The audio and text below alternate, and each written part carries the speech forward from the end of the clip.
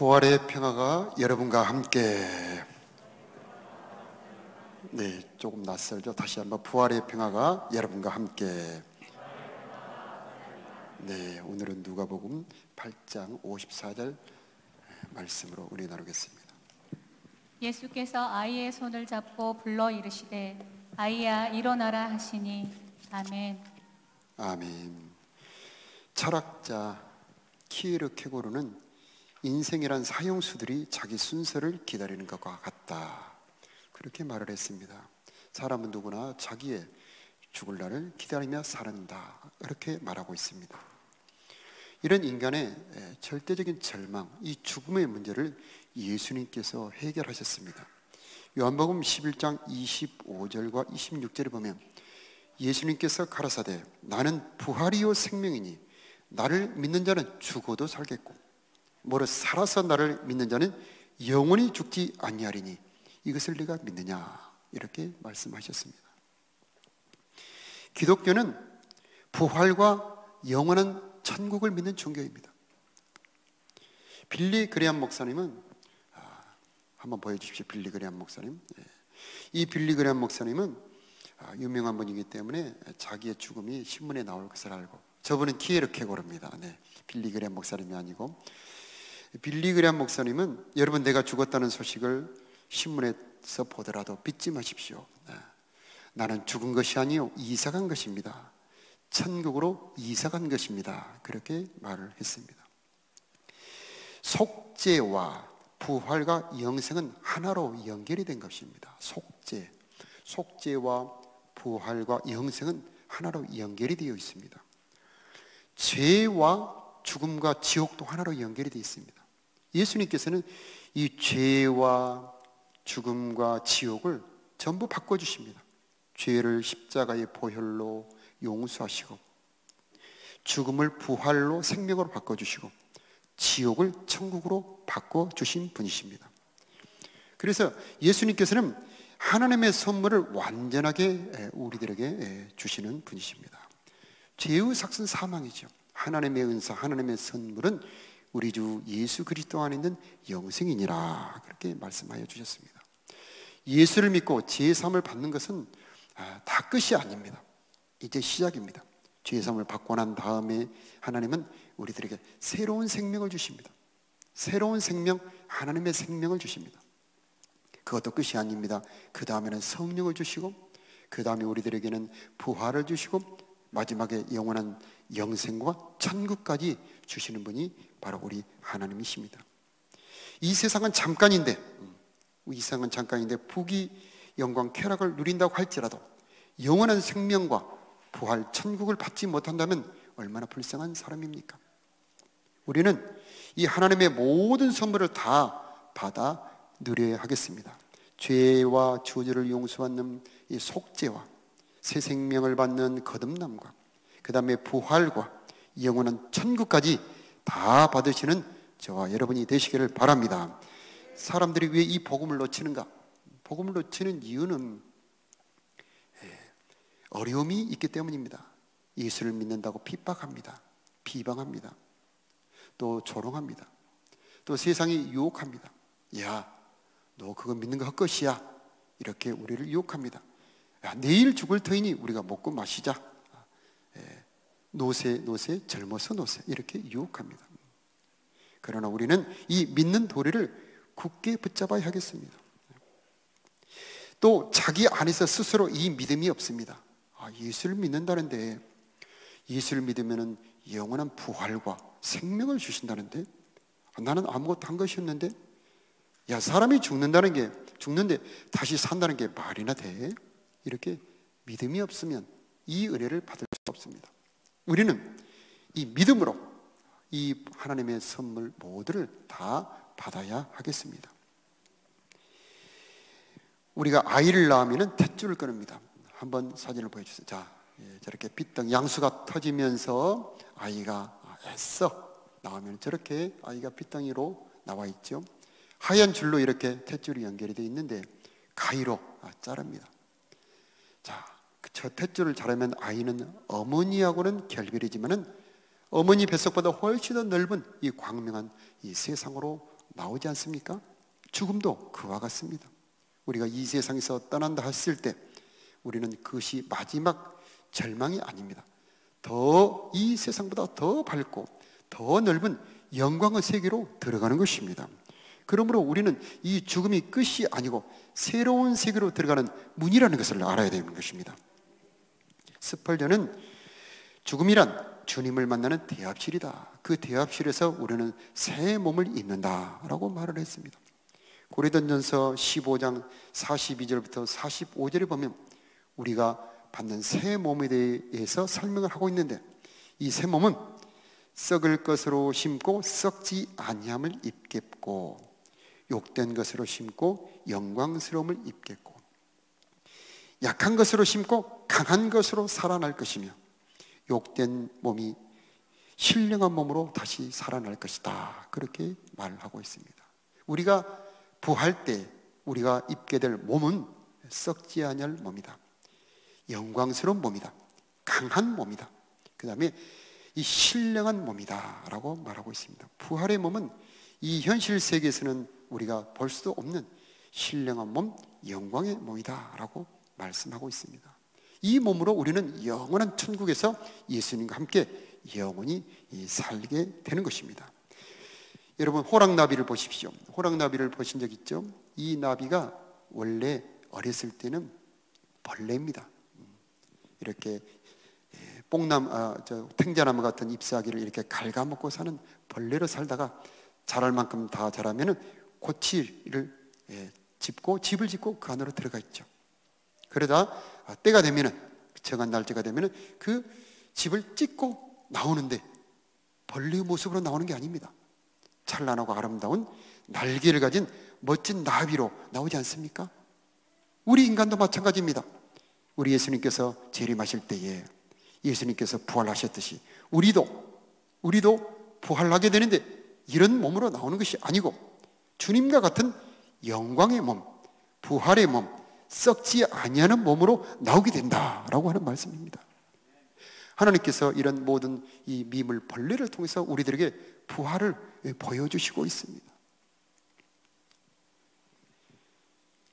누가복음 8장 오늘 본문에 예수님께서 야이로의 딸을 살려주시는 장면이 나옵니다.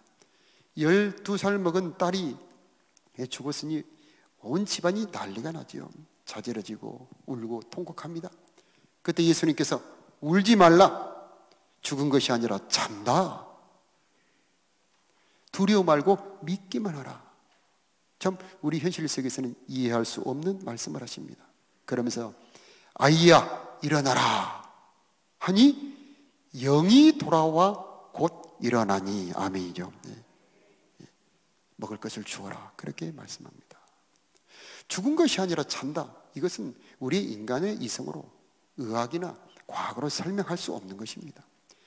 예수님 안에 있는 하나님의 신령한 능력인 것입니다. 아이야 일어나라, 이 창조자의 능력입니다. 하나님께서 창세기 1장에 보니까 만물을 창조할 때 빛이 있어라 하며 빛이 있었고, 그렇죠? 물과 물이 나눠져 궁창 하늘이 열려라 할 때에 물이 나눠져 하늘이 만들어지고, 물이 물러가서 묻이 드러나라 하니, 자, 묻이 드러나고 거기서 모든 풀과 씨 맺는 채소와 씨 가진 열매 맺는 나무들이 자라지 않습니까? 하나님의 말씀에는 능력이 있습니다. 창조의 능력이 있습니다. 죽음도 피조물이에요. 죽음도 피조물입니다. 아이야 일어나라 할 때에 영이 돌아와 아이가 일어나게 되는 것입니다. 영도 하나님이 지은 것입니다.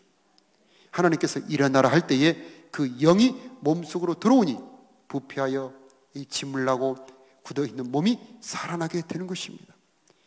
예수님은 창조의 주님이시요 부활의 능력을 가지신 분이십니다.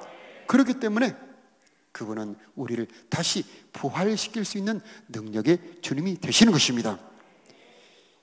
부활이 왜 우리들에게 그렇게 큰 명절인가? 누가 살아났다는데 그것이 왜 우리들에게 기뻐해야 될 그런 명절이 되고, 왜 기독교인들은 이렇게 부활을 크게 지키는가? 부활은 나하고 무슨 상관이 있는가? 오늘 베드로전서 1장 3절에 보면은요, 이렇게 말씀이 기록되어 있습니다. 전문으로 띄워주시기 바라요. 우리 주 예수 그리스도를 부활하게 하심으로 말미암아 우리를 거듭나게 하사 산 소망이 있게 하셨다. 다시 한번 우리 주 예수 그리스도를 부활하게 하사, 우리 주 예수 그리스도를 부활하게 하사 우리를 거듭나게 하여 우리에게 산 소망이 있게 하셨다라고 하는 말씀입니다. 예수님이 부활하신 것이 나에게는 거듭나 새로운 생명을 준다는 말입니다. 하늘의 미랄이 땅에 떨어지면 하늘 그대로 있는 것이 아니고 많은 열매를 맺나니, 우리 주 예수님은 하나님의 생명을 가지신 분입니다. 하나님의 생명의 특징은 부활입니다. 예수님은 죽었는데 살아날 때 혼자 살아나지 않습니다. 많은 생명과 함께 살아나는 것입니다. 내 생명도 그 생명 가운데 들어있는 것입니다. 예수님의 부활 속에 있는 생명이 바로 내 생명이 되는 것이 바로 부활절입니다. 그러므로 예수님의 생명이 내게로 건너오는 날이 바로 부활절입니다. 하늘의 미랄이 땅에 떨어져 죽으면 많은 열매를 맺나니, 예수님이 죽으시고 부활하심으로 그 예수님 안에 있는 하나님의 생명을 나에게 주신 날, 그래서 부활절이 명절이고 기쁜 날이 되는 것입니다. 여러분, 하나님의 생명이 여러분 안에 들어와 있음을 분명히 깨달으시길 바랍니다. 그것이 부활의 능력입니다. 하나님의 생명은 능력이 있습니다. 하나님의 생명은 죽음을 이기게 됩니다. 죽지만은 죽음으로 끝나는 게 아닙니다. 죽음을 이기고 부활하게 되는 것입니다. 여러분, 씨앗을 보십시오. 요즘에 보리가 이렇게 들판에 가보면 한참 자라고, 옛날에는 보리를 많이 심었는데 요즘 보리를 잘 안 심습니다. 그런데 어느 곳에 보리를 심는데 논에 가보면은 보리가 파란 잔디처럼 자라있죠. 근데 거름이 많은 곳에는, 거름을 부렸던 거름이 많은 곳에는 다른 데보다 보리가 더 검은색으로 잘 자라고 있죠. 하나님의 생명은 능력이 있습니다. 어떤 죽음도 살리는 능력이 있습니다. 어떤 시드는 것도 소생하게 합니다. 여러분의 마음이 시들었고 죽어 있습니까? 부활하신 예수님을 여러분의 마음에 모시기 바랍니다. 슬플수록 더 기쁘게 만들어 주십니다. 우울할수록 더 기쁘고 즐겁게 만들어 주시는 능력이 바로 예수님의 부활의 능력입니다. 예수님은 부활의 주님이십니다. 여러분, 질병이 있을 때에 부활의 주님을 여러분의 몸속에 모시기 바랍니다. 그분이 가는 곳에는 모든 것이 살고 번성합니다. 예수님은 부활의 주님이시기 때문입니다. 예수님을 모시는 것에 모든 엉클어진 것이 질서가 있게 되고, 예수님이 가는 것에 모든 죽어있는 것이 소생하게 되는 것은 예수님은 부활의 주님, 생명의 주님이시기 때문인 것입니다. 그분을 내 안으로 모시는 것, 그걸 영접이라고 합니다. 예수님을 영접하는 것은 영원한 생명을 모시는 겁니다. 영원한 생명의 씨앗을 내게 받아들이는 것입니다. 그러므로 예수님을 영접한다는 것, 그것처럼 중요한 일이 없는 것입니다. 나도 하나님의 생명을 받아서 나도 하나님의 자녀가 되는 것, 그것이 바로 부활절이 되는 것입니다. 이 생명이 내 속으로 들어오면 이 생명이 역사합니다. 여리고로 내려가는, 엠마오로 내려가는 두 제자에게 예수님이 나타납니다. 가면서 그 제자들에게 말씀을 풀어주십니다. 그래서 인자가 사람들에게 넘겨져 죽임을 당하고 사흘 만에 다시 살아나야 될 것이 아니냐 하면서 모세의 글부터 시작해서 시편에 있는 많은 글들을 통해서 인자는 죽지만은 다시 살아날 것이다, 이런 말씀을 풀어주실 때, 제자들이 그 말씀을 풀어주실 때 내 마음이 뜨겁지 아니하더냐. 여러분, 부활의 복음을 여러분의 마음에 받아들이면 그 복음은 뜨겁습니다. 하나님의 말씀은 뜨겁습니다. 왜냐하면 생명이 있기 때문이죠. 이 생명의 말씀이 들어가면 죽은 것을 살리게 되는 것입니다. 모든 시드는 것을 소생하게 하시는 것이 바로 생명의 말씀입니다.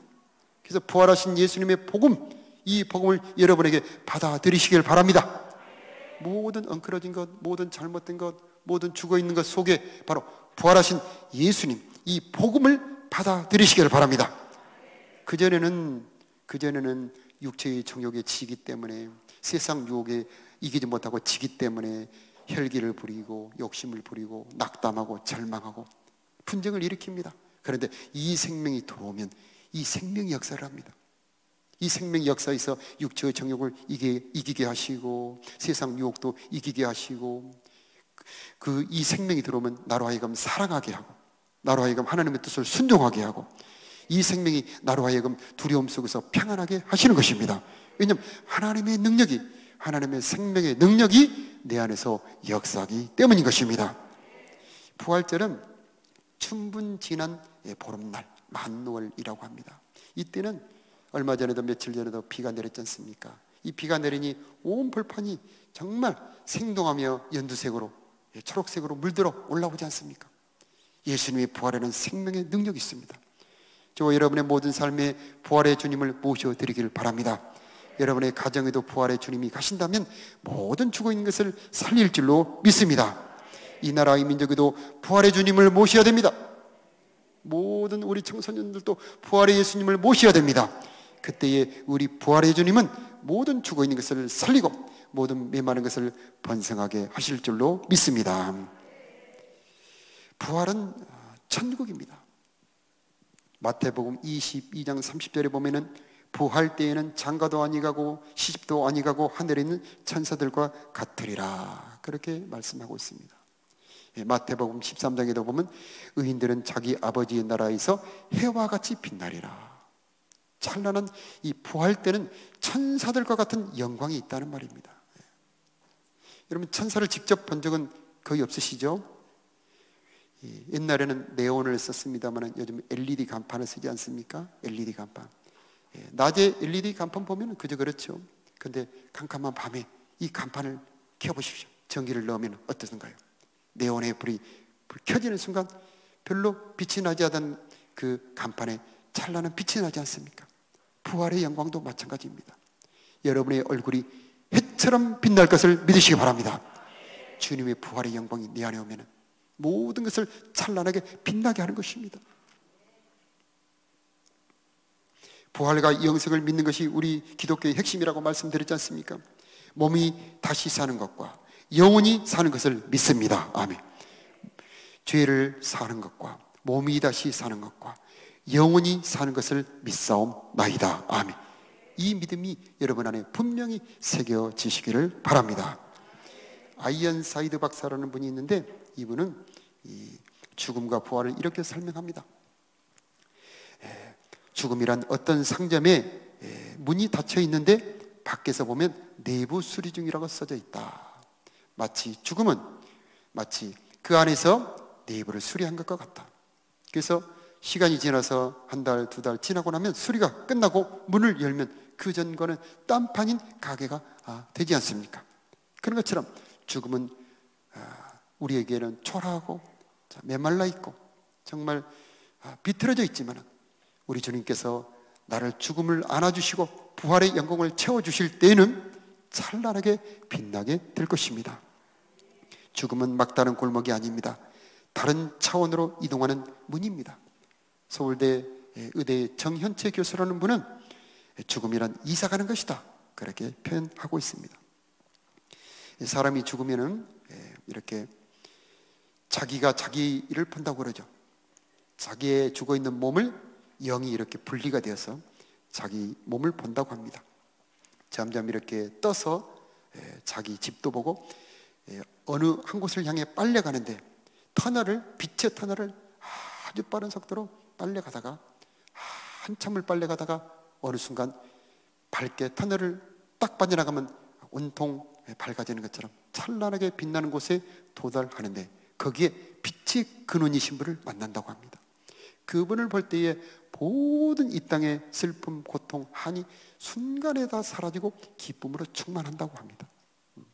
사후세계를 경험하고 다시 살아난 사람들이 이런 한결같은 이야기를 씁니다. 그리고 거기에서 빛의 근원이신 분을 만나는데 그분이 하나님이시고 그분이 바로 예수님인 것입니다. 우리는 죽음이 절대 끝이 아닙니다. 거기에서 우리를 구원하신 예수 그리스도를 만나게 될 것이고 먼저 간 많은 성도들을 만나게 될 것입니다. 사람이 죽으면은 영혼이란 에너지 덩어리라고 합니다. 에너지 덩어리. 그래서 이렇게 하면은 이렇게 지나가지만은 어떤 에너지 덩어리가 있는 거죠. 근데 그 에너지 덩어리는 같은 바닥, 비슷한 색깔끼리 모인다고 하죠. 한잔하는 것이 즐겁고 이렇게 노는 것이 즐거운 사람들은 그렇게 모이는 겁니다. 그런데 찬양하는 것이 즐겁고 예배하는 것이 행복한 사람들은 그렇게 모이는 것입니다. 그래서 우리가 예배하자고 그러고 전도하자고 그러고 기도하자고 하는 것입니다. 내 사랑하는 가족이 죽음을 맞이하는 순간은 정말 중요한 순간입니다. 이때 우리는 어떻게 해야 됩니까? 임종 때까지 마지막으로 유지되는 감각은 청각이라고 합니다. 그래서 그때 우리는 절대 기회를 놓치면 안 됩니다. 그때를 놓치면 영원히 그분을 놓치는 겁니다. 예수님 십자가에 달리실 때에 좌편의 강도가 있고 우편의 강도가 있는데 이 우편의 강도는 얼마 남지 않는, 불과 한두 시간 남은 얼마 남지 않는 그 시간을 가볍게 쓴 사람이죠. 주 예수여, 당신의 나라가 임할 때 나를 기억하소서. 세상에 이 한마디로 영원한 멸망에서 영원한 천국으로 바꿔지지 않았습니까? 가족들이 마지막 임종이 다다를 때 그 시간은 어떤 돈하고도 바꿀 수 없는 너무나 소중한 시간입니다. 이때에 반드시 생명의 주, 부활의 주, 천국의 주님 되시는 예수님을 영접을 시켜야 되는 것입니다. 아버지라면 아버지, 어머니라면 어머니. 아버지 그토록 예수 믿고 영접하라고 그럴 때 나는 내 식대로 살 테니 너나 잘 믿어라 이렇게 핍박하던 그분도 그때가 되면 달라집니다. 박선희 목사님께서 목회하실 때에 그렇게 영접하지 않았던 가족이 돌아가시려고 하니 도와주세요. 그래서 곽선희 목사님이 가서 대뜸 지금 돌아가시면 천국 못 가는 거 아시죠? 그랬더니 네 압니다. 영접하십시오. 그러니까 영접하겠다고 그랬답니다. 죽음의 순간에는 누구나 달라집니다. 그래서 우리는 그 시간에 그때 체면 보면 안 됩니다. 과감하게 단호하게 생명의 주 예수님을 영접을 시켜야 되는 것입니다. 그것이 그분을 위한 최고의 효도고 최고의 사랑이 되는 것입니다. 청각이 남아있던 그분들에게 다시 만납니다. 소망을 줘야 됩니다. 천국에서 만납시다. 희망을 줘야 되고, 못다한 이야기가 있다면 사랑합니다. 나의 부족함을 용서해 주세요. 고맙습니다. 이런 말을 해서 그 사람의 마음속에 천국의 소망과 기쁨을 주어야 하는 것입니다. 우리 예수 믿는 사람은 죽음을 대하는 태도가 전혀 다른 것입니다. 소망이 없는 사람들은 야이로의 집안처럼 난리가 납니다. 절망합니다. 간혹 영락공원 같은 데 가보면 연세가 드신 분들은 슬픔이 덜합니다. 그저 잔잔하게 갑니다만 간혹 이 젊은 친구들이 죽었을 때 그 행렬을 만나면 그냥 통곡의 눈물의 행렬이 지나갑니다. 마음이 너무 아프죠. 자, 야이로의 집안에 있던 그런 슬픔 같은 슬픔을 당한다 할지라도 우리들은 희망이 있습니다. 영원한 소망이 있습니다. 죽으셨지만 부활하신 예수님이 바로 우리의 주님이 되시기 때문입니다. 예수님은 하나님의 생명을 가지신 분입니다. 하나님의 생명은 죽지만은 부활하는 생명입니다. 죽음이 예수님을 삼켰는데 예수님이 도리어 죽음을 삼킵니다. 화살 개구리라는 개구리가 있다고 그러죠. 이 개구리는 뱀들이 잡아먹으면 그 뱀이 죽는다고 합니다. 그래서 잘 모르는 뱀들이 간혹 이 화살 개구리를 잡아먹는데 그 개구리가 그 속에 들어가서 그 뱀을 죽인다고 그러죠. 예수님은 죽으셨습니다. 왜요? 우리를 구원하시려고. 그 뱀의 뱃속에 바로 사단의 뱃속에 우리들이 들어있는 거죠. 예수님은 죽으심으로 그 사망을 멸하시고 그 사망 속에 있는 우리를 구출하신 것입니다. 그래서 요한복음 14장 1절에 보면 너희는 마음에 근심하지 말라. 하나님을 믿으니 곧 나를 믿으라. 내 아버지 집에는 거할 것이 많도다. 그렇지 않다면 내가 너에게 일렀으리라. 내가 거처, 처소. 이 거처가 어떤 거처인지는 요한계시록 21장, 22장에 자세히 설명하고 있습니다. 내가 거처를 예비하러 가노니 다 예비하면 다시 너희에게로 와서 재림을 말합니다. 이 재림 때 우리는 부활합니다.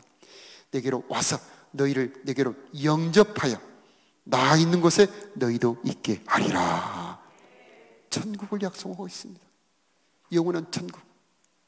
그러므로 우리는 다른 사람처럼 믿지 않는 자처럼 걱정하거나 근심하지 말아야 하는 것입니다.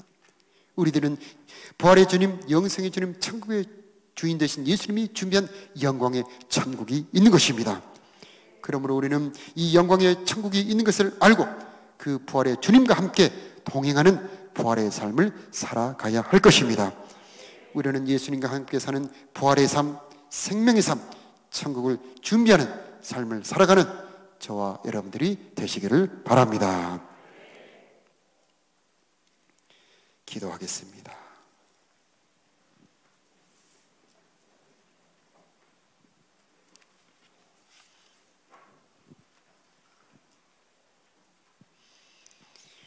부활이요 생명이신 예수님,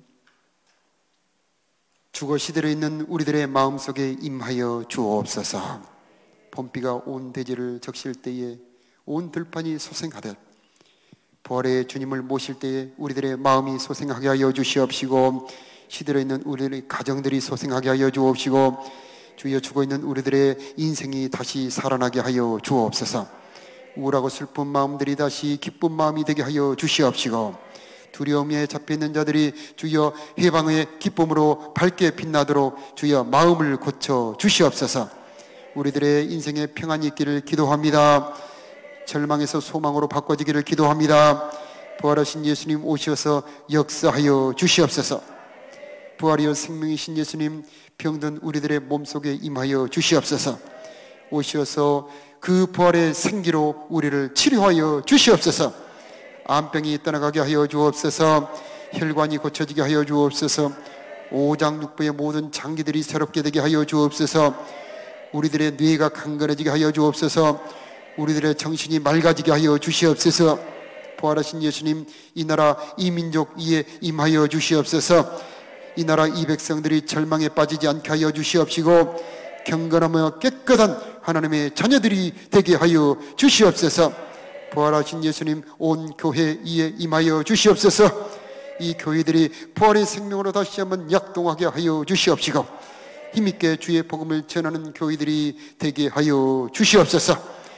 우리들 속에 오셔서 믿음을 더하여 주시옵소서. 죄를 용서해 주는 것을 믿게 하여 주시옵시고, 죽어도 다시 사는 것을 믿게 하여 주시옵시고, 주여 두려움과 절망 속에서 다시 일으켜 주심을 믿게 하여 주시옵소서. 그리하여서 천국을 바라보며 더욱 주의 일에 힘쓰는 우리들이 되게 하여 주옵소서. 우리 주 예수님의 이름으로 기도하옵나이다. 아멘.